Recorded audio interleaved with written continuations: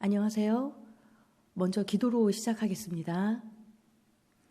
사랑의 하나님, 화요특강 두 번째 시간을 허락해 주심을 감사드립니다. 성령님께서 강림하셔서 하나님의 말씀을 바로 전할 수 있는 도구로 사용해 주옵소서. 이 말씀을 듣는 모든 성도님들에게 큰 은혜와 감동의 시간으로 역사하여 주옵소서. 예수님의 이름으로 기도드립니다. 아멘. 지난주 상담의 신학 첫 번째 시간에 그리스도의 사신에 관해서 말씀을 드렸습니다. 그리스도의 사신은 왕의 메시지를 대언하고 왕의 방법으로 전달하고 나를 보내신 왕의 성품을 드러내야 한다고 했습니다. 이것이 성령 상담이 추구하는 기독교 정신이고 상담 자리에서 행해지는 실제의 상담 방법입니다. 상담실에서 아픈 그런 고통 가운데 있는 내담자와 상담자는 왕의 성품으로 상담하지 않으면 상담자 자신도 어려움이 올 수 있습니다. 왕의 성품으로 이런 상담자 사역자가 무장이 되어 있을 때 자신이 보호받을 수 있습니다. 그리고 우리에게 화목해 하는 직분을 주셨다고 했습니다. 우리에게 화목해 하는 직분을 주셨습니다. 그리고 말씀으로 화목해 하는 말씀을 우리에게 부탁하셨다고 설명했습니다. 그리고 너희는 먼저 그리스도의 사신은 하나님과 화목하라 라고 하셨습니다. 많은 사람들이 여러 관계에서 화목하지 않고 또 많은 경우 또 간혹 먼저 나 자신과도 화목하지 않는 경우가 있습니다. 부부간에, 가족간에, 이웃간에 또 심지어는 어떠한 성도 간에도 불화하는 경우가 종종 있습니다. 오늘은 상담 사역의 본질에 대해서 말씀드리고자 합니다. 이러한 화목지 않은 어떠한 상황의 안에서 어떤 관계의 변화, 어떤 마음의 변화가 있어야 할지를 저희가 좀 살펴볼 거고요. 그리고 그 상담 사역의 본질을 마친 다음에 마음 변화의 중요성에 관해서 이어 말씀드리도록 하겠습니다. 상담의 신학에서 두 번째 주제인 상담 사역의 본질에 대해 말씀드리겠습니다. 갈라디아서 6장 1절에서 5절의 말씀을 보겠습니다. 본문을 함께 읽겠습니다. 형제들아, 사람이 만일 무슨 범죄한 일이 드러나거든 신령한 너희는 온유한 심령으로 그러한 자를 바로잡고 너 자신을 살펴보아 너도 시험을 받을까 두려워하라. 너희가 짐을 서로 지라. 그리하여 그리스도의 법을 성취하라. 만일 누가 아무것도 되지 못하고 된 줄로 생각하면 스스로 속임이라. 각각 자기의 일을 살피라. 그리하면 자랑할 것이 자기에게는 있어도 남에게는 있지 아니하리니 각각 자기의 짐을 질 것이라. 이 말씀에서 붉은 글자에 주목해 주시기 바랍니다. 1절을 보면 드러나거든 온유한 심령으로 바로 잡고 살펴보아 이런 말이 나옵니다. 2절에 보면 너희가 짐을 서로 지라. 4절에도 자기를 살피라는 말씀이 나오고 5절에는 각각 자기의 짐을 질 것이라는 말씀이 나옵니다. 그럼 상담 사역의 본질을 보여주는 한 단어씩 설명을 드리겠습니다. 그 첫 번째 단어는 드러난다는 것입니다. 무엇이 드러난다는 말입니까? 인간의 죄가 드러난다는 말입니다. 왜 인간에게 상담이 필요합니까? 그 대답은 사람들이 연약하여 쉽게 올무에 걸려서 죄가 드러나기 때문입니다. 두 번째는 바로 잡아야 한다는 것입니다. 이것은 회복을 의미합니다. 그 회복의 의미는 하나님께서 원하시는 것으로 돌려놓는 것입니다. 내가 원하는 대로, 내가 소원하는 대로 돌려져 있는 것이 아니고 원상 회복이라는 것은 하나님이 원하시는 것으로 돌려놓는 것인데 문제의 핵심인 마음까지 하나님께서 원하시는 것으로 돌려놓는 것을 말합니다. 이렇게 인간의 마음이 새로워지는 진정한 원상 회복이 되어야 인간이 변화될 수 있는 것입니다. 즉, 인간의 변화는 마음에서 시작되는 것입니다. 셋째는 온유한 심령이라는 단어입니다. 여기에서 온유함이라는 말은 부드럽고 친절하게 되는 것을 의미합니다.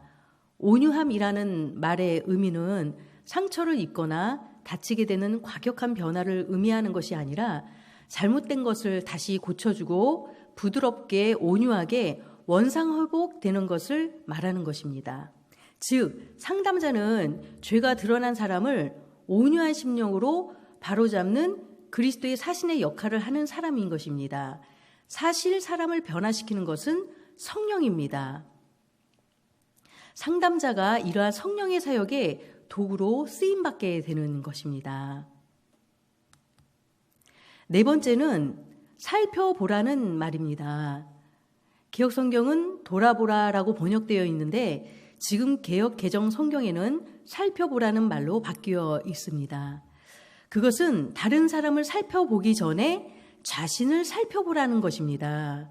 우리는 다른 사람의 잘못을 지적하기 전에 자신을 지속적으로 살펴봐야 합니다. 왜냐하면 우리 자신도 참을성 없는 자기 의로 가득한 죄인이기 때문입니다. 저는 이 강좌가 우리의 마음을 살펴볼 수 있는 기회가 되는 강좌가 되기를 희망합니다. 내가 무엇 때문에 힘들어하는지, 내가 무엇 때문에 살고 싶어 하지 않는지, 내가 무엇 때문에 깊은 절망을 느끼는지, 내가 무엇 때문에 깊은 우울감에 빠져 있는지 살펴보기를 바랍니다. 그리고 말씀을 만나 우리의 무거운 짐을 주님 앞에 내려놓기를 바랍니다. 우리의 무거운 짐을 대신 짊어주시는 주님을 이 시간 만나기를 바랍니다. 그리고 우리가 살아야 할 이유를 발견하기를 바랍니다. 코로나의 어려움 속에서 왜 우리가 힘을 내어야 하는지를 깨닫게 되기를 바랍니다. 그리고 세상의 물질이나 명예나 권세에 소망을 두지 말고 예수 그리스도에게 소망을 두어 우리의 인간적 절망이 극복되고 떠나게 되기를 바랍니다. 주 안에서 우리의 슬픔과 우울함이 떠나가고 진정한 기쁨과 감사가 회복되시기를 바랍니다. 다섯째 단어입니다. 여기서는 짐을 지라라는 말씀이 나옵니다. 여기에서 보여지는 짐을 지는 것은 바로 우리 사역의 목표이기도 합니다. 인간이 변화되는 것은 간단하지는 않습니다. 어려운 것입니다. 그래서 변화를 위해서는 적절한 훈련이 필요하게 됩니다. 어떠한 경우는 희생이 필요합니다. 그러므로 상담 사역이라는 것은 짐을 지는 것입니다. 이 사역의 목표가 이 변화에 있는데요. 변화의 짐, 변화의 과정을 우리가 이어져 가는 데는 이러한 희생이 필요하기도 합니다. 그러므로 상담 사역이라는 것은 짐을 지는 것입니다. 누구의 짐을 집니까? 자기의 짐을 지는 것입니다. 그런데 자신의 짐은 자신이 져야 하고 상담자 자신의 짐을 내담자에게 지게 해서는 안 됩니다. 즉, 상담자는 내담자가 변화의 짐을 지고 가는데 무엇이 필요한지를 지속적인 좋은 질문을 통해 물어봐야 합니다. 그리고 변화가 이루어지기까지 그 짐을 함께 지고 가며 내담자가 져야 할 짐은 스스로 질 수 있도록 상담해야 합니다. 상담의 초기 때는 내담자가 아픈 고통의 상황 가운데서 자기의 짐을 도저히 스스로 질 수가 없습니다. 감정이 상해 있고 마음이 심히 상해 있기 때문에 자기의 짐을 지려 하지 않고 벗으려고 하지요. 이럴 때 상담의 중반 후반기부에 가게 되면 내담자의 그 상처의 어떤 이해 부분, 해석 부분이 많이 이렇게 좀 바로 잡혀지면서 자기의 짐을 스스로 질 수 있는 힘을 얻게 됩니다. 이것은 상담의 방법에서 다루어지는 내용들입니다. 그리고 상담자 자신의 짐은 자신이 져야 합니다. 때로는 우리가 내담자가 상담자를 시험 들게 할 수도 있습니다. 그래서 그리스도의 사실은 왕의 성품으로 자신을 무장해야지만 이 상담의 코스를 완주할 수 있습니다. 이 짐이 무거울 때 예수께서 무거운 짐을 대신 짊어져 주실 것입니다. 정리해 보겠습니다. 상담 사역이 무엇입니까? 어떤 사람이 범죄한 일이 드러날 때 우리는 그러한 사람을 바로잡아야 합니다. 이때 죄를 범한 사람을 때려잡아서는 안 됩니다. 세상은 죄인들을 비판하고 때려잡는 세상입니다. 그러나 크리스찬 상담자는 그들을 바로잡되 온유한 심령으로 해야 합니다. 그 온유함이 바로 예수 그리스도의 성품입니다. 우리 모두는 그리스도의 온유한 성품을 닮아가야 합니다. 수고하고 무거운 짐진 자들아 다 내게로 오라 라고 초청하셨습니다. 거기서 참된 쉼과 안식을 얻을 수 있습니다. 내게로 와서 배우라고 말씀하셨습니다. 무엇을 배워야 합니까? 바로 그리스도의 성품을 배워야 합니다. 바로 그의 온유하고 겸손한 성품입니다. 온유하고 겸손한 성품, 겸손에 대해서 우리가 깊이 있는 어떠한 이해가 요구됩니다. 과연 우리가 주님의 성품을 담고 있는지 나 자신을 살펴봐야 합니다. 주님을 닮기 위해서는 우리는 주님과 동행해야 하는 것입니다. 심지어는 동행하며 주님과 동거하는 것입니다. 그럴 때 우리는 주님의 성품을 닮아가게 될 것입니다. 함께 사는 것입니다. 우리가 가족이 한 집에서 머물며 살 때 우리가 각기 닮아가지 않습니까? 외적인 대화를 떠나서 내적인 대화로 많은 깊이 있는 소통과 서로의 뜻을 알게 되어지는 것입니다. 주님과 동행하고 동거하시기 바랍니다. 주님의 성품을 닮아가게 되시기를 바랍니다. 우리는 자기의 죄를 지적하기보다는 남의 허물을 지적하는 것에 우선으로 두고 있는데 나 자신을 먼저 살펴야 하는 것입니다. 앞서 봤던 4절의 말씀에도 각각 자기의 일을 살피라고 말씀하셨습니다. 우리는 말씀을 통해 자신의 마음을 살펴야 하는 것입니다. 그리고 서로 짐을 지는 것입니다. 그리고 나의 짐은 내가 져야 하는 것입니다. 예수 그리스도께서 우리의 멍에와 짐을 함께 져주실 것입니다. 주님의 멍에는 쉽고 그 짐은 가벼운 것입니다. 상담의 신학에서 세 번째 주제인 마음의 변화의 중요성에 관해 말씀드리겠습니다. 먼저 뿌리와 열매의 관계를 설명드리겠습니다. 누가복음 6장 43절에서 45절의 말씀을 함께 보겠습니다. 먼저 43절의 말씀입니다. 못된 열매 맺는 좋은 나무가 없고 또 좋은 열매 맺는 못된 나무가 없느니라. 예수께서 이 말씀에서 인간이 어떻게 기능하는가를 말씀하고 있습니다. 즉 인간을 나무에 비유하시면서 못된 열매 맺는 좋은 나무가 없고 또 좋은 열매 맺는 못된 나무가 없느니라고 말씀하십니다.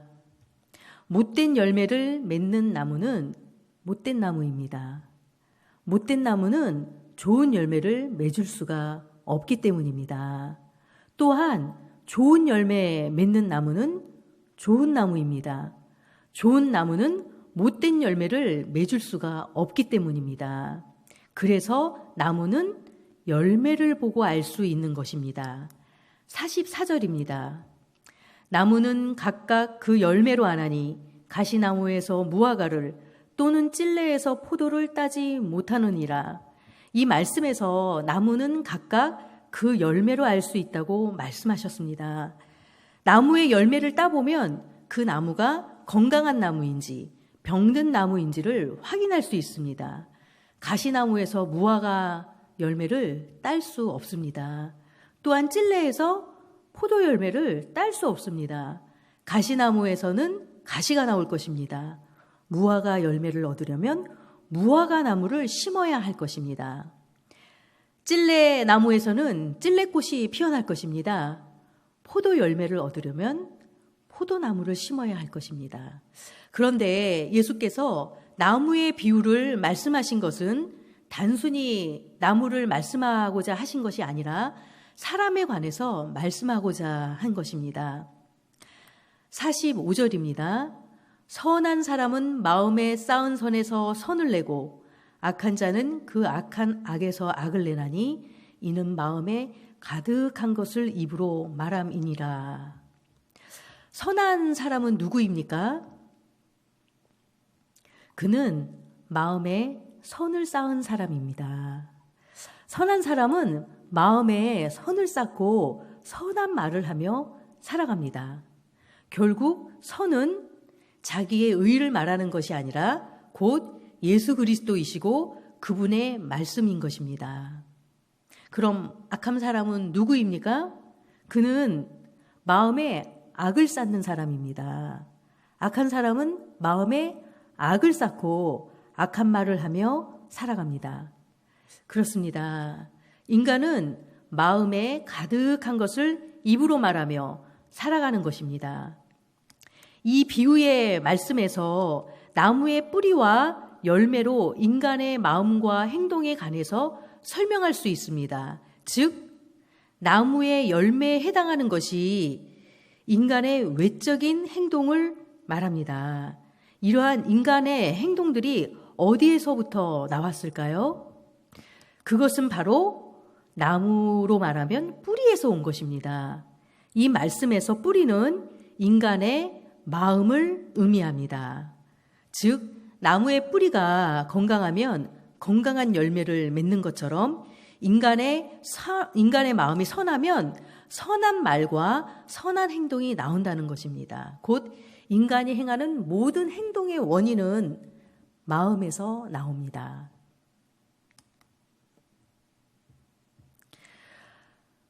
인간은 마음에 있는 것을 언어로 표현합니다. 그러므로 사람들이 어떤 말을 하며 살아가는지 하는 것이 중요한 것은 그 사람의 언어가 곧 그 사람의 마음을 반영해 주기 때문입니다. 인간이 하는 모든 행동의 원인은 마음에서 나옵니다. 나 자신이 하는 모든 행동은 다른 사람 때문에 나오는 것이 아닙니다. 타인이나 환경이 어려워서 나온 것도 아닙니다. 그것은 자신의 마음에서 나오는 것입니다.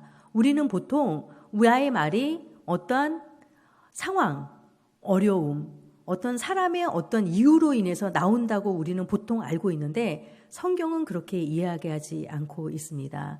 타인이나 환경의 어떠한 어려움으로 나오는 것이 아니라 그것에 대한 반응으로 나의 마음에서 나오는 것입니다. 세 번째입니다. 나무의 뿌리가 변하지 않는다면 열매도 변하지 않는 것과 같이 사람도 마음이 변하지 않는다면 그 행동이 달라질 수 없습니다. 한 사람의 언어가 바뀌어지고 행동이 바뀌려면 먼저 마음이 달라져야 합니다. 지난주에 잠시 다뤘던 우리가 행동주의 심리학의 어떤 심리학의 한 부류가 있는데요.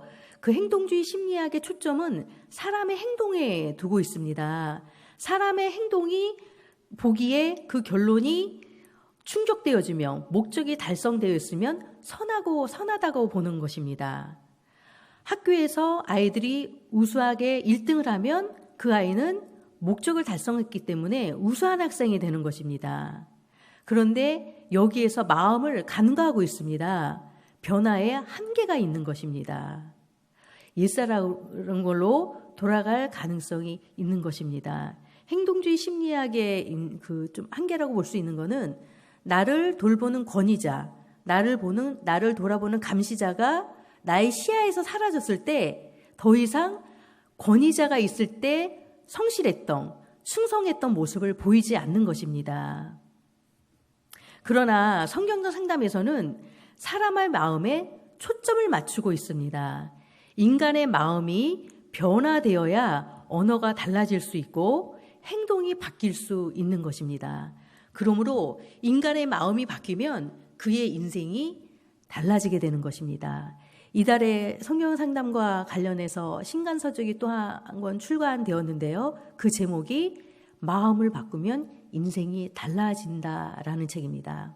관심 있는 분들은 참고해 주시기 바랍니다.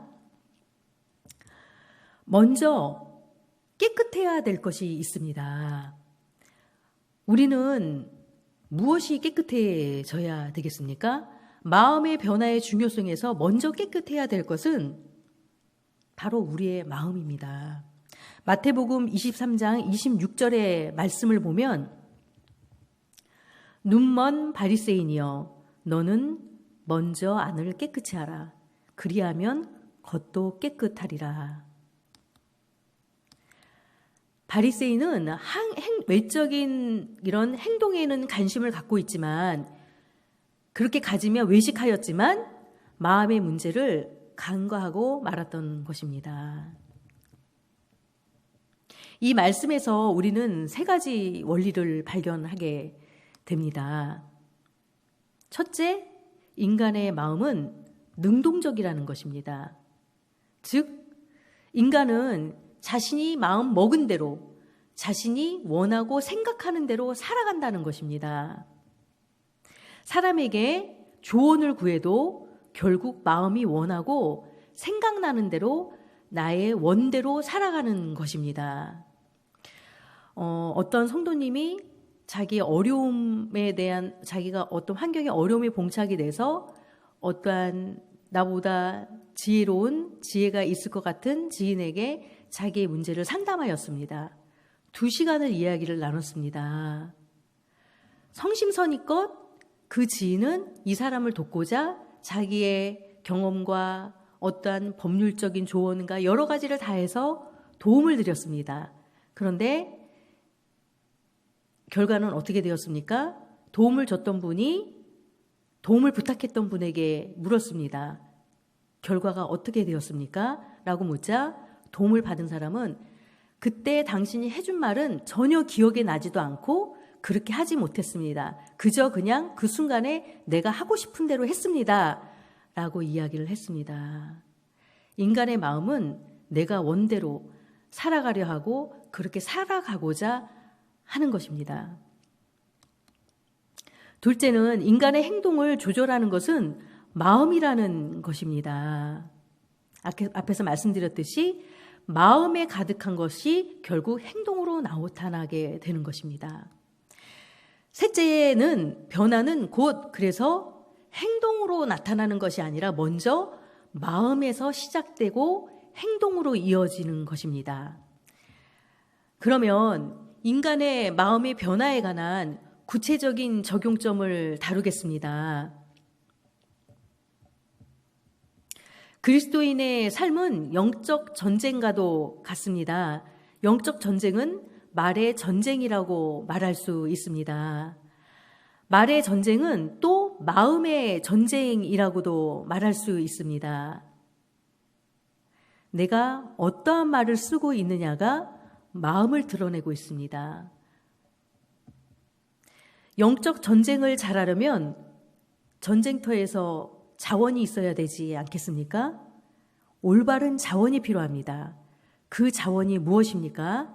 그 대답이 에베소서 1장 15절과 23절의 말씀에 기록되어 있습니다. 첫 번째는 그 자원이 되는 첫 번째는 소망입니다. 18절을 보시면 너희 마음의 눈을 밝히사 그의 부르심의 소망이 무엇이며 라고 기록되어 있습니다. 소망입니다. 성령이 우리의 마음에 오시면 우리의 마음의 눈이 밝아집니다. 그럴 때 하나님의 부르심의 소망을 발견하게 됩니다. 하나님은 소망의 하나님이십니다. 우리에게 천국의 소망과 영생, 부활의 소망을 주십니다. 이러한 소망의 하나님을 알 때 우리의 마음은 소망으로 가득하게 됩니다. 이것이 영적 전쟁에서 이길 수 있는 자원입니다. 둘째는 풍성입니다. 18절 하반절에 보시면 성도 안에서 그 기업의 영광의 풍성함이 무엇이며 라고 기록되어 있습니다. 풍성입니다. 우리 마음의 눈이 밝아지면 성도 안에서 그 기업의 영광의 풍성함이 무엇인지를 깨닫게 됩니다. 하나님의 영광의 그 풍성함으로 우리의 마음이 가득해지기를 바랍니다. 그럴 때 말의 전쟁에서 이길 수 있습니다. 셋째는 능력입니다. 20절과 21절의 말씀을 보시면 그의 능력이 그리스도 안에서 역사하사 죽은 자들 가운데서 다시 살리시고 하늘에서 자기의 오른편에 앉히사 모든 통치와 권세와 능력과 주권과 이 세상에 뿐만 아니라 오는 세상에 일컫는 모든 이름 위에 뛰어나게 하시고 라고 말씀하십니다. 능력입니다. 능력이라는 말씀에 주목하시기 바랍니다. 그의 능력이 그리스도 안에서 역사할 때 죽은 자들 가운데서 다시 살리시고 하나님 오른편에 앉히셨고 모든 이름 위에 뛰어나게 하신 것입니다. 넷째는 다스림입니다. 22절을 보겠습니다. 22절 또 만물을 그 발 아래에 복종하게 하시고 그를 만물 위에 모든 교회의 머리로 삼으셨느니라 라고 말씀하십니다. 하나님께서는 만물을 그의 발 아래 복종하게 하셨습니다. 예수 그리스도로 하여금 만물 위에 교회의 머리로 그를 삼으셨습니다. 교회는 그의 몸인 것입니다. 교회는 만물 안에서 만물을 충만하게 하시는 이의 충만인 것입니다. 그러므로 우리 교회가 소중한 것입니다. 머리 되시는 그리스도의 몸이기 때문입니다. 그러므로 그리스도의 몸된 성도들은 머리 되신 예수님의 말씀대로 순종해야 할 것입니다. 다음은 우리의 마음을 다스리시는 하나님의 통치권에 대해서 말씀드리겠습니다. 말은 하나님의 다스림을 받는 마음에서 나와야 합니다. 영적 전쟁에서 이길 자원을 좀 전에 같이 나누지 않았습니까? 하나님은 무엇을 통치하십니까? 첫째, 하나님께서는 온 세계를 다스린다는 것입니다. 그 권세는 영원한 권세요. 그 나라는 대대에 이르리로다 라는 말씀이 나옵니다. 하나님의 권세는 영원하십니다. 그리고 모든 나라에 임하시는 하나님이신 것입니다. 자기 뜻대로 행하시나니 그의 손을 금하든지 혹시 이르기를 내가 무엇을 하느냐고 할 자가 아무도 없다라고 말하고 계십니다. 그의 손을 금할 권세는 없습니다. 둘째는 하나님께서는 교회를 위해 모든 것을 다스린다는 것입니다. 모든 통치와 권세와 능력과 주권과 이 세상뿐 아니라 오는 세상에 일컫는 모든 이름 위에 뛰어나게 하시고 또 만물을 그의 발 아래 복종하게 하시고 그를 만물 위에 교회의 머리로 삼으셨느니라 라고 말씀하십니다. 하나님께서는 교회를 위해 모든 것을 다스리십니다. 셋째는 하나님께서는 우리의 삶의 세밀한 부분까지도 다스리고 계신다는 것입니다. 사도행전 17장 26절에 그들의 연대를 정하시며 거주의 경계를 한정하셨으니 라고 말씀하십니다. 그러므로 하나님은 우리의 인생의 하나하나 세세한 세밀한 부분까지도 놓치지 않고 다스리고 계시는 하나님이십니다. 넷째는 하나님께서는 구원의 모든 측면을 또한 다스리고 계십니다. 에베소서 4장 6절에서 4절에서 6절의 말씀에는 곧 창세전에 그리스도 안에서 우리를 택하사 라고 말씀하십니다. 우리를 사랑 안에서 택하셨다라고 말씀하십니다. 하나님은 그리스도 안에서 우리를 구원하셨습니다. 또한 그의 기쁘신 뜻대로 우리를 예정하사 6절에 그의 은혜의 영광을 찬송하려 하는 것이라 라고 말씀하십니다. 우리는 그의 기쁘신 뜻대로 예정되었고 구원받았습니다.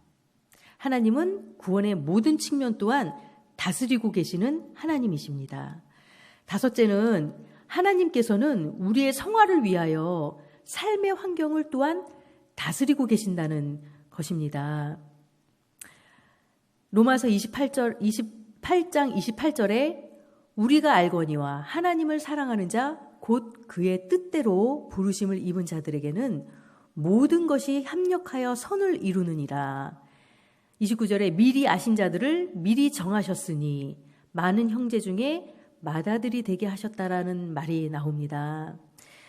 성경 상담의 그 필요성의 세 가지의 내용이 나오는데요. 세 가지 주제 가운데 세 번째 해당되었던 것이 성경 상담을 통해서 복음이 전파되고 확산되어질 수 있고 성경 상담을 통해서 성도들의 어떤 성화가 된다는 것입니다. 성도들에게는 성화가 필요합니다. 성화의 과정은 만만치 않지만 우리의 성화를 위하여 하나님께서는 삶의 환경 또한 다스리고 계신다는 것입니다. 야고보서 1장 2절에서 4절의 말씀을 보시면 너희가 여러 가지 시험을 당하거든 온전히 기쁘게 여기라. 너희의 시련이 인내를 만들어내는 줄 너희가 알미라. 인내를 온전히 이루라. 조금도 부족함이 없게 함이라 라고 얘기하십니다. 우리의 이 성화의 과정에는 인내가 또한 필요합니다. 하나님께서는 또한 성화를 위해서 여러 관계를 다스리고 계십니다. 에베소서 2장 14절과 16절의 말씀을 제가 읽어드리겠습니다. 그는 우리의 화평이신지라 둘로 하나를 만드사 원수된 것 곧 중간에 막힌 담을 자기 육체로 하시고 이 둘로 자기 안에서 한 세 사람을 지어 화평하게 하시고 이 둘을 한 몸으로 하나님과 화목하게 하려 하심이라. 원수된 것을 십자가로 소멸하시고 라고 말씀하십니다. 하나님은 성화를 위해서 여러 관계를 다스리시는 하나님이십니다. 그에게 온몸이 각 마디를 통하여 도움을 받음으로 연결되고 결합되어 각 지체의 분량대로 역사하여 그의 몸을 자랑하며 사랑 안에서 스스로 세운다고 말씀하십니다. 7번째입니다. 하나님께서는 당신의 영광을 위해 모든 것을 또한 다스리십니다. 야고보서 3장 10절의 말씀을 보시면 한 입에서 찬송과 저주가 나오는도다. 내 형제들아 이것이 마땅하지 아니하니라. 마태복음 5장 16절의 말씀도 보시면 너희 착한 행실을 보고 하늘에 계신 너희 아버지께 영광을 돌리게 하라. 14절에는 너희는 세상의 빛이라 산 위에 있는 동네가 숨겨지지 못할 것이라고 말씀하십니다. 하나님은 당신의 영광을 위해서 우리의 행실과 우리의 모습을 또한 다스리고 계십니다. 그리고 우리를 세상의 빛이라 이야기하셨습니다. 세상에 비친 우리를 통하여 하나님은 영광을 받으시고 그 영광을 위해 우리를 모든 것을 다스리고 계십니다. 하나님께서는 이렇게 우리의 마음을 통치하십니다. 하나님께서 우리의 마음을 통치하게 해드려야 하는 것입니다. 우리의 마음을 하나님께 드려야 합니다. 우리가 하나님이 원하시는 모습으로 변해야 되는데 어때야 됩니까? 마음이 변해야 됩니다. 그러면 그 변화에는 실천의 단계가 있습니다. 먼저 우리는 실천에서 자포자기하지 말아야 합니다. 요엘서 2장 25절의 말씀을 보시면 내가 전에 너희에게 보낸 큰 군대 곧 메뚜기와 느치와 황충과 팥중이가 먹은 횟수대로 너희에게 갚아주리니 라고 말씀하십니다. 하나님은 잃은 것만큼 때가 되면 갚아주시는 분이십니다. 상담의 자리에서 간혹 상담을 완주하지 못하고 중간에 이탈하는 경우가 있습니다. 상담의 목적인 온전한 변화에서 이탈하게 되면 변화는 중단되게 되는 것입니다. 근데 우리가 상담이 중단되는 데는 여러 요소가 있을 수 있겠지만 그 한 가지에 또 우선 필요한 것은 상담자에 대한 신뢰가 우선 있어야 되는 것입니다. 내담자가 상담자를 신뢰함으로 그 상담이 계속 이어져 갈 수 있습니다. 그래서 우리가 상담의 방법 때 상담자로 하여금, 내담자로 하여금 상담자가 자신을 사랑하는 것을 믿게 하라라는 내용의 이론이 있습니다. 내담자는 상담자를 신뢰할 때 자신의 소중한 인생의 이야기를, 자신의 소중한 짐을 상담자에게 맡길 수 있는 것입니다. 그래서 첫째 중요한 것은 신뢰입니다. 두 번째, 복음의 소망을 우리는 간직해야 합니다. 디모데후서 1장 7절의 말씀을 보시면 그들이 용사같이 달리며 무사같이 성을 기어오르며 각각 자기의 길로 나아가되 구주를 이탈하지 아니하며 라고 말씀하십니다. 또 시편 46편의 1절과 11절의 말씀에는 하나님은 우리의 피난처시요 힘이시니 환난 중에 만날 큰 도움이시라. 만군의 여호와께서 우리와 함께 하시니 하나님은 우리의 피난처시로다 라고 말씀하십니다. 하나님은 우리의 피난처가 되십니다. 우리의 모든 환난 가운데 우리와 함께 하시는 하나님이시며 우리를 보호해 주시는 하나님이십니다. 그러므로 주의 백성들은 안전합니다. 하나님이 우리의 소망이 되십니다. 예수 그리스도의 십자가의 구원의 은총이 죄인된 우리에게 영원한 소망이 되는 것입니다. 성령님께서는 고통 속에 있는 주의 백성들의 위로자가 되십니다. 그러므로 삼위일체 하나님께서 우리의 소망이 되십니다. 셋째, 마음 변화를 위해서는 우리가 우리의 삶의 열매가 무엇인지 살펴봐야 하는 것입니다. 갈라디아서 6장 7절의 말씀을 보시면 스스로 속이지 말라. 하나님은 업신여김을 받지 아니하시나니 사람이 무엇으로 심든지 그대로 거두리라 라는 말씀이 나옵니다. 그러므로 우리는 심은 대로 거둡니다. 악을 심으면 악을 거둡니다. 분을 심으면 다툼을 거둡니다. 시기심은 또 다른 시기심을 자아내고 다툼이 일어납니다. 화평을 심으면 화평을 거두게 됩니다. 사랑을 심으면 사랑을 거두게 됩니다. 삶의 열매가 무엇인지 살펴봐야 합니다. 그런데 이 삶의 열매가 어디에 기인한다고 말씀을 드렸죠? 마음에 기인하고 있습니다. 그래서 아픈 내담자의 마음이 왜 악으로 가득한지, 왜 분과 시기와 질투심으로 가득한지, 왜 상실감에 그렇게 몸부림치는지를 우리가 전방위적으로 살피면서 그의 마음을 회복의 자리로, 하나님이 원하시는 자리로 이끌게 됩니다. 우리는 화평을 심고 사랑을 심어 화평과 사랑을 거두어야 할 것입니다. 넷째, 우리의 마음의 뿌리를 밝혀내야 합니다.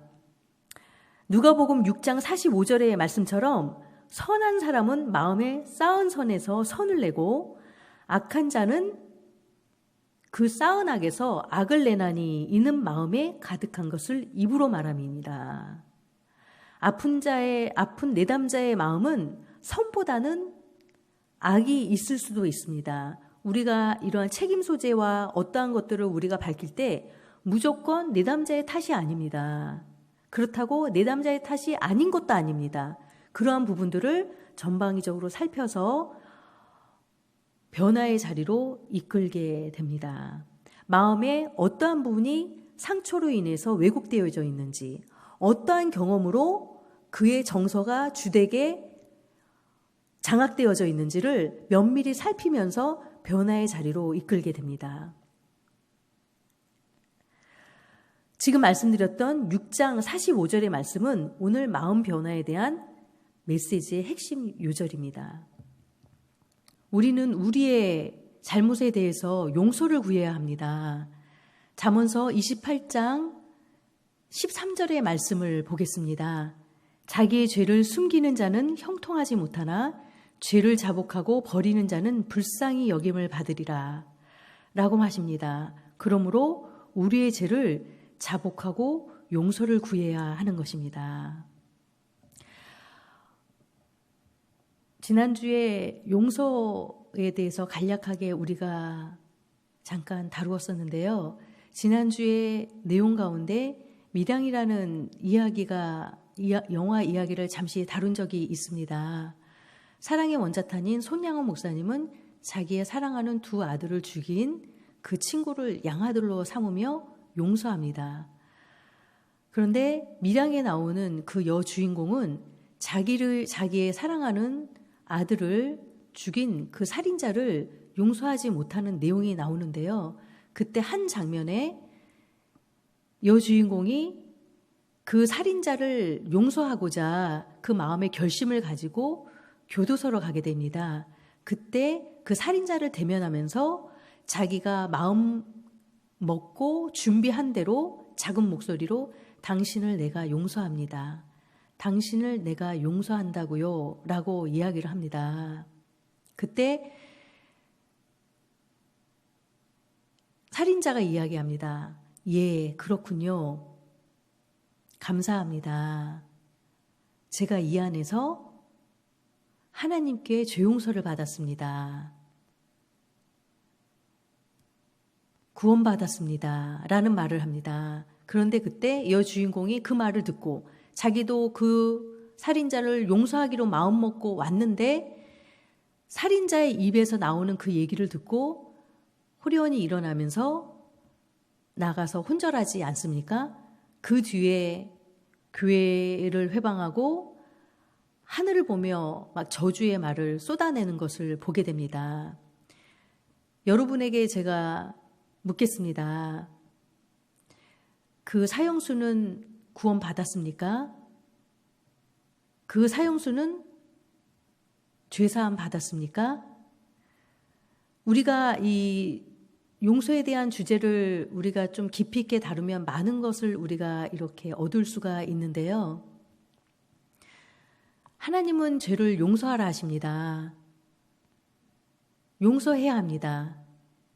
하나님이 죄를 용서하라 하시니 나의 죄를 용서하여 주십시오 라고 가해자가 피해자인 나에게 요청한다면 우리는 용서해줘야 합니까? 그 용서하라는 그 강요를 받아들여 우리는 용서해야 합니까?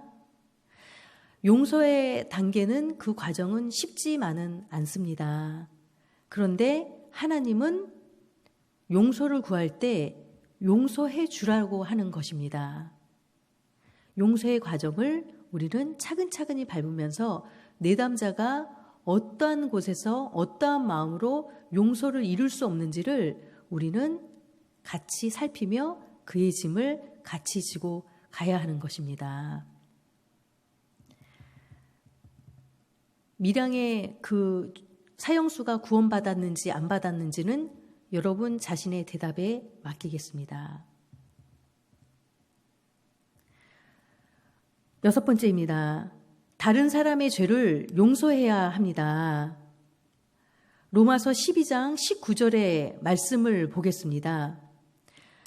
내 사랑하는 자들아 너희가 친히 원수를 갚지 말고 하나님의 진노하심에 맡기라.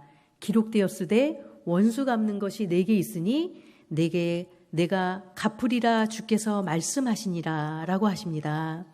그러므로 우리가 스스로 원수를 갚지 말아야 하고 하나님께 맡겨야 하는 것입니다. 우리가 할 일은 용서입니다. 용서는 곧 그 사람의 잘못을 기억하지 않는 것입니다. 우리의 죄를 동에서 서로 옮기신 것 같이 우리의 죄가를 도말하신 것 같이 기억하지 않는다는 것입니다. 용서는 다른 사람의 잘못을 기억지 않아야 하는데 계속 기억하다 보면 어떻습니까? 그것을 묵상하게 되면 분노가 계속 커지면서 용서가 더더욱 어려워지게 되는 것입니다. 우리가 할 일은 용서입니다. 에베소서 4장 32절의 말씀을 보겠습니다. 서로 친절하게 하며 불쌍히 여기며 서로 용서하기를 하나님이 그리스도 안에서 너희를 용서하심과 같이 하라라고 하십니다. 우리가 서로에게 친절해야 합니다. 불쌍히 여기며 하나님이 그리스도 안에서 너희를 용서하심과 같이 서로 용서해야 합니다. 삶의 습관을 바꿔야 합니다. 베드로후서 1장 3절과 9절의 말씀을 보시면 그의 신기한 능력으로 생명과 경건에 속한 모든 것을 우리에게 주셨으니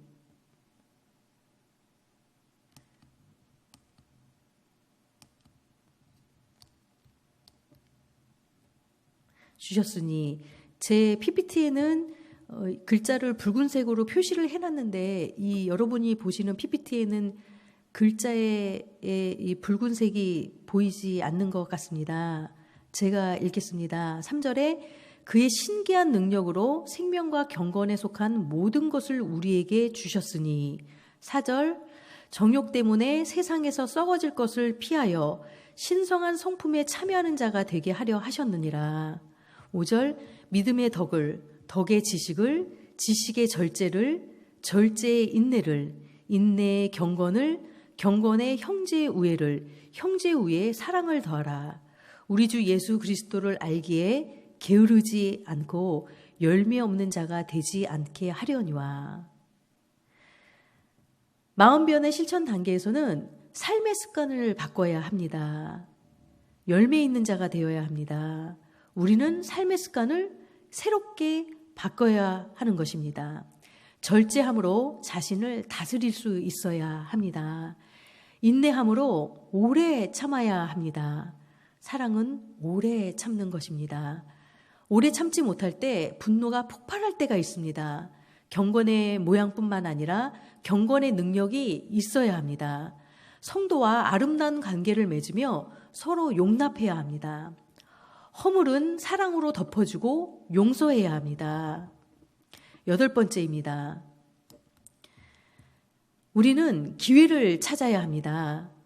잠언서 28장 1절의 말씀을 보시면 악인은 쫓아오는 자가 없어도 도망하나 의인은 사자같이 담대하니라 라고 말씀하십니다. 의인은 도망가지 말고 사자같이 담대히 기회를 찾아야 하는 것입니다. 위기는 위험한 기회입니다. 그러므로 코로나의 위기는 우리의 영적 각성의 기회로 삼아야겠습니다. 우리의 나태했던 상태를 영적으로 진단하고 깨어서 기도에 전무해야겠습니다. 성령님과 동행하며 성령의 세미한 음성을 들어야 합니다. 그 말씀에 순종할 수 있어야 합니다. 9째는 우리의 말을 주의 깊게 선택해야 한다는 것입니다. 잠언서 18장 28절의 말씀을 보겠습니다. 의인의 마음은 대답할 말을 깊이 생각하여도 악인의 입은 악을 쏟느니라 라고 말씀하셨습니다. 악인의 말은 악합니다. 악인의 말은 분리시킵니다. 악인의 말은 수근수근합니다. 악인의 말은 무정합니다. 악인의 말은 판단하고 악인의 말은 비판합니다. 성도는 비판의 말을 자제해야 합니다. 모든 판단은 하나님께서 공의로 판단하십니다. 그러므로 우리는 대답할 말을 깊이 생각한 후에 언어를 사용해야 하겠습니다. 우리는 사랑의 말을 해야 합니다. 우리는 축복의 말을 해야 합니다. 우리는 회복의 말을 해야 합니다.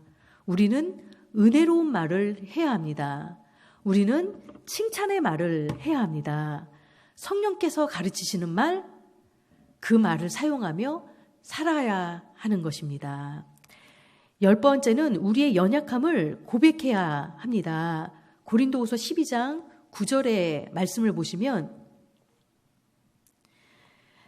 이는 내 능력이 약한 데서 온전하여 짐이라 하신지라. 나의 여러 약한 것들에 대하여 자랑하리니 이는 그리스도의 능력이 내게 머물게 하려 함이라 라고 말씀하십니다. 우리가 약할 때 강하신 하나님이 일하십니다. 우리가 두 손을 들고 내 것을 내려놓을 때 하나님께 항복하며 십자가로 나아올 때 하나님께서 능력으로 역사하기 시작하십니다. 상담자는 나의 능력이 아닌 하나님의 말씀과 성령님의 능력을 의지하며 상담해야 하는 것입니다. 곧 내담자와 상담자만 있는 것 같은 그 상담의 자리에 내담자와 상담자의 사이에 성령님이 계십니다. 11번째는 우리는 사탄에게 기회를 내어주지 말아야 한다는 것입니다. 그 전절에 27절에 보시면 마귀에게 틈을 주지 말라라고 하십니다. 전절에 26절을 보시면 분을 내어도 죄를 짓지 말고 해가 지도록 분을 품지 말아야 합니다라고 말씀하십니다. 죄를 짓게 하는 것은 마귀입니다. 유혹합니다. 분노를 바라면 죄와 연결이 될 수 있습니다. 분을 내어도 죄를 짓지 말아야 하고 해가 지도록 분을 품지 말아야 합니다. 마음이 마귀에게 빼앗겼기 때문에 분노로 나타나는 것입니다. 우리가 보통 일반 인본주의 심리 상담에서는 이러한 영적인 어떠한 죄의 왕노릇하는 이런 사탄의 존재에 대해서 다루지를 않습니다.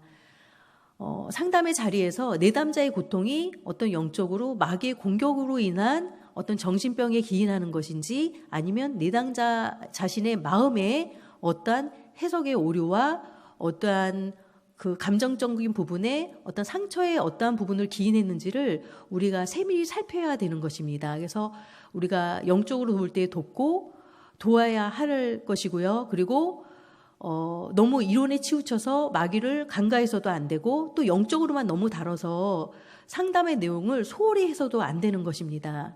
각각 내담자의 상황에 따라서 적절하게 내담자를 이끌어야 합니다.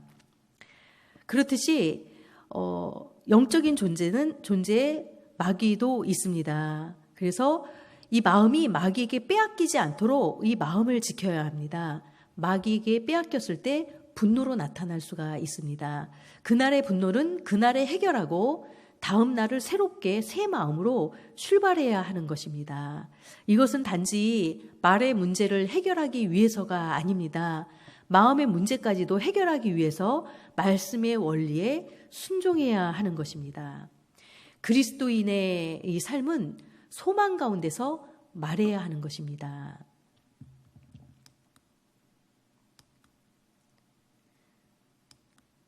다음은 복음을 붙드는 마음에 대해서 설명하겠습니다. 복음을 붙드는 마음, 곧 그것은 회개입니다. 회개에는 4단계가 있습니다. 첫째, 자기를 성찰하는 것입니다. 자신의 죄를 살피는 것입니다. 자기의 죄를 성찰하지 아니하면 그 다음에 회개의 단계로 들어갈 수가 없습니다. 그런데 우리가 일반 이러한 심리 상담의 내용을 보면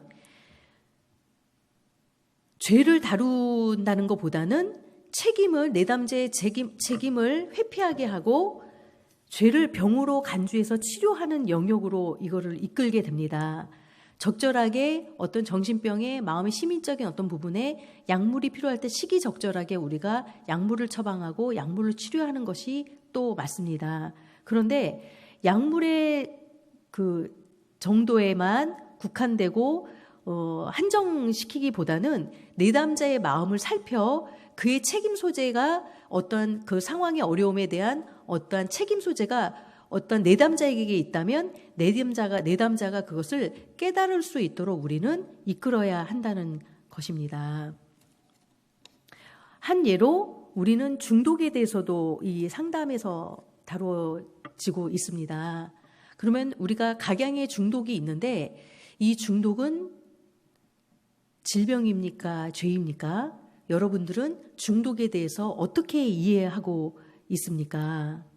심리학에서는 중독을 접근하는 것에 대해서 이렇게 자기의 책임을 회피하고 이렇게 회개 없이 치료를 하는 것이 있는데 이러한 것에 대해서 우리가 좀 깊은 이해가 좀 요구된다고 할 수 있습니다. 곧 회개의 4단계의 첫 번째는 자기의 죄를 살피는 것입니다. 그리고 우리가 수년 전에 어떤 모 대형 교회에서 이렇게 매스컴에 다뤄지지 않았습니까? 서울역에 가서 어떠한 이 자매들을 도찰하였던 어떠한 교육자가 있었는데 그 교육자를 잡고 보니 자기가 2년 전부터 약물을 복용하고 있었다. 약물 치료를 받고 있었다고 했습니다. 자기의 그런 충동 장애를 제어할 수가 없어서 그가 약을 먹고 약으로 치료받고 있었다고 하는데 그러면 우리가 여기서 질문할 수 있습니다. 그의 범한 죄는 병입니까? 그의 범한 행동은 죄입니까? 병입니까? 여기에서 우리가 또한 이러한 내용에서도 어떠한 깊은 이해가 요구됩니다. 두 번째는 고백입니다. 무엇을 고백해야 되겠습니까? 하나님을 의심한 것을 고백해야 합니다. 두려움을 가졌던 것을 우리는 고백해야 합니다. 분노를 품었던 것을 고백해야 합니다. 대가를 치르게 했던 것, 원수를 갚았던 것을 우리는 고백해야 합니다. 자신의 의로움을 드러냈던 것을 고백해야 합니다. 나만을 생각하는 이기적인 마음을 우리는 고백해야 하는 것입니다. 절망감을 품었던 것을 고백해야 하는 것입니다. 여러분, 우리가 그렇지 않습니까? 우리가 코로나를 이렇게 만나면서 때로 우리가 하나님을 원망하지는 않았는지, 또한 우리가 감염되지 않을까 두려워하지는 않았는지 살펴야겠습니다. 또한 분노를 품었으며 원수를 갚으려 하며 자신의 의를 드러냅니다. 나만을 생각하는 이기적인 마음으로 생활했습니다. 심지어는 절망하지 않았습니까? 이러한 마음을 하나님께 회개하며 고백해야 되는 것입니다. 회개의 세 번째 단계는 결심입니다. 골로새서 3장 12절에서 17절의 말씀을 보겠습니다. 그러므로 너희는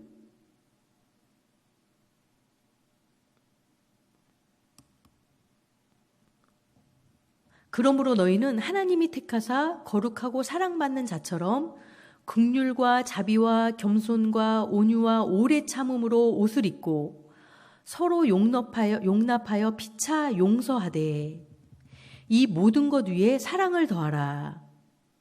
그리스도의 평강이 너희의 마음을 주장하게 하라. 또한 감사하는 자가 되라. 모든 지혜로 피차 가르치며 권면하고 감사하는 마음으로 하나님을 찬양하고 말에나 일에나 다 주 예수의 이름으로 하고 그를 힘입어 하나님 아버지께 감사하라. 이 말씀의 내용을 정리해 보면 10가지의 덕목이 나옵니다. 무엇을 결심해야 되겠습니까? 고통당하는 자에게 긍휼히 여기는 것입니다. 긍휼은 불쌍히 여기는 마음입니다. 그것은 예수님의 영성의 특징입니다. 예수께서 우리를 긍휼히 여기셔서 죄인인 우리를 받아주십니다. 그러므로 우리도 긍휼을 베풀며 살아야 합니다. 두 번째는 또한 친절을 베풀며 살아야 한다는 것입니다. 친절은 온유한 자의 모습입니다. 따뜻한 마음에서 친절이 나옵니다. 저는 우리 모든 성도님들이 친절한 사람이기를 바랍니다. 세 번째는 겸손한 마음입니다. 겸손은 예수님의 마음입니다. 빌립보서 2장 5절의 말씀에 너희 안에 이 마음을 품으라. 곧 그리스도 예수의 마음이니 마태복음 11장 29절에도 나는 마음이 온유하고 겸손하니 내게 와서 배우라 라고 말씀하십니다. 온유한 마음입니다. 오래 참는 인내입니다. 너그러운 관용입니다. 너희 관용을 모든 사람에게 알게 하라. 주께서 가까우시니라 라고 빌립보서 4장 5절에 말씀하십니다. 일곱 번째는 용서입니다. 주님이 우리를 용서했듯이 우리에게 죄 지은 자를 용서해야 합니다. 여덟 번째는 사랑입니다. 하나님을 사랑하고 이웃을 사랑하는 것입니다.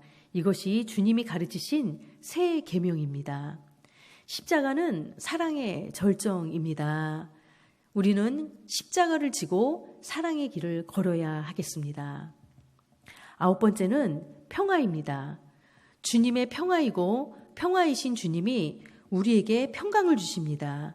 부활하신 주님이 너희에게 평강이 있을지어다 라고 제자들에게 말씀하신 그 말씀대로 두려워하는 우리들이 주님의 평강을 소유하게 되기를 바랍니다.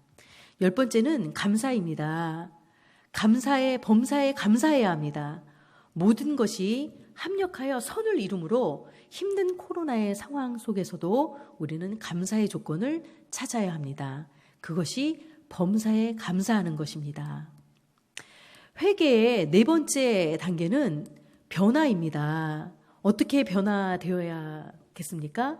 그 대답이 에베소서 4장 22절과 에서 24절에 나옵니다. 에베소서 22절에서 24절을 한 절씩 읽겠습니다.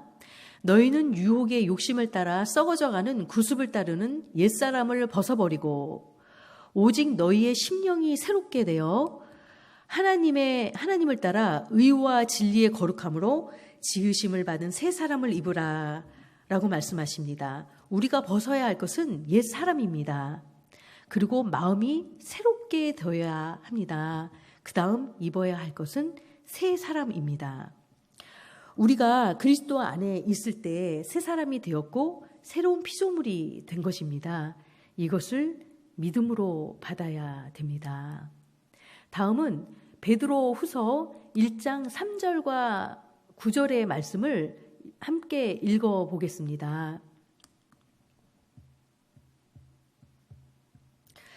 그의 신기한 능력으로 생명과 경건에 속한 모든 것을 우리에게 주셨으니 이는 자기의 영광과 덕으로 우리를 부르신 이를 알므로 말미암음이라.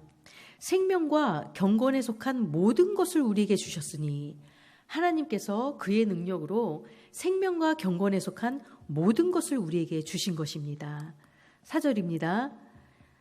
이로써 그 보배롭고 지극히 큰 약속을 우리에게 주사 이 약속으로 말미암아 너희가 정욕 때문에 세상에서 썩어질 것을 피하여 신성한 성품에 참여하는 자가 되게 하려 하셨느니라. 신성한 성품에 참여한 자가 되는 것입니다.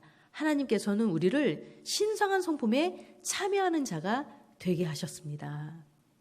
5절입니다. 그러므로 너희가 더욱 힘써 너희 믿음의 덕의 지식을, 지식의 절제를, 절제의 인내를, 인내의 경건을, 경건의 형제우애를, 형제우애의 사랑을 더하라. 하나님께서는 그리스도인인 우리들에게 권하시는 덕목이 있습니다. 믿음입니다. 덕입니다. 지식입니다. 절제입니다. 인내입니다. 경건입니다. 형제우애입니다. 사랑입니다. 바로 이것이 그리스도인이 추구해야 할 성품입니다. 8절의 말씀을 보겠습니다. 이런 것이 너희에게 있어 흡족한즉 너희로 우리 주 예수 그리스도를 알게 게으르지 않고 열매 없는 자가 되지 않게 하려니와. 이런 것이 없는 자는 맹인이라. 그의 예체가 깨끗하게 된 것을 잊었느니라. 우리는 그리스도를 알기 때문에 게으르지 말고 부지런해야 합니다. 또 열매를 맺는 자가 되어야 하겠습니다. 바로 성령의 열매입니다. 사랑과 희락과 화평과 오래 참음과 자비와 양성과 충성과 온유의 절제입니다. 이것이 그리스도의 성품이고 성령의 사람이 새 마음으로 맺어야 할 열매입니다. 그러므로 우리는 하나님의 말씀과 성령의 역사하심으로 마음이 변화되어야 하는 것입니다. 성경 상담은 바로 마음의 변화를 목표로 한 대화입니다. 저의 강좌의 목표가 바로 저와 여러분의 마음의 변화인 것입니다. 오늘도 저의 강의를 경청해 주셔서 감사합니다. 제가 기도로 마무리하겠습니다. 사랑의 하나님, 우리들의 옛사람이 십자가에 못 박혀지게 하옵소서. 말씀과 성령으로 우리의 마음을 새롭게 하옵소서. 새 마음을 품고 새 사람으로 성령의 열매를 맺으며 주 안에서 살게 하여 주시옵소서. 예수님의 이름으로 기도드리옵나이다. 아멘.